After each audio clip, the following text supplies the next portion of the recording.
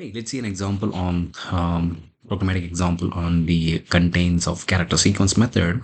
Okay, so let's recap it what we have like discussed as of now, like no before this session. So we have discussed the contains of character sequence method. The contains of character sequence method, what it will do is it will check the sequence of characters whether it is exist in a string or not, given string or not. If it is exist, it will return true. Otherwise, it will return false. That's what we have discussed in the last video. Let's see. Let's write a program actually to check whether the given sequence of characters exist in a string or not. So let's write a program. Let's stop the video and I'll write a question actually. Okay.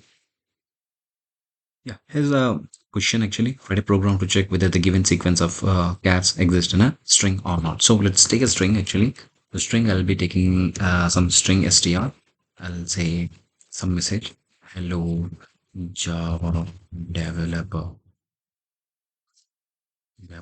So this is a string, and I want to look a subsequent. I want to look whether the Java is exist in a string or not. So my character sequence is, let's say, that sequence. Okay, I'll do one thing. I'll directly define in a method itself.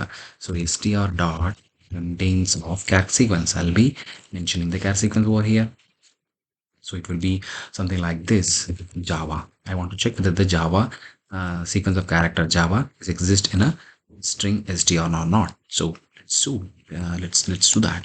Okay. So this will return the boolean. Uh, this will return the boolean and the result. Okay. So now we'll be checking if result is true. We'll say if result is true. We'll say that. We'll say that given sequence of cats is exist, else we'll say this. So yes, for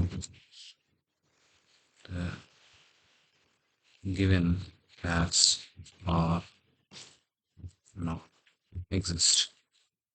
Good, it's fine. So let's run this one. We have completed our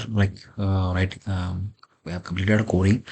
Okay, let's test this one. Okay, so let's test it. Right click, run as Java application.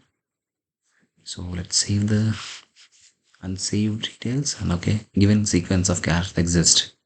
Okay, so the given sequence of char Java is exist in a string. Okay, yeah, that's all. Let's see you in next video.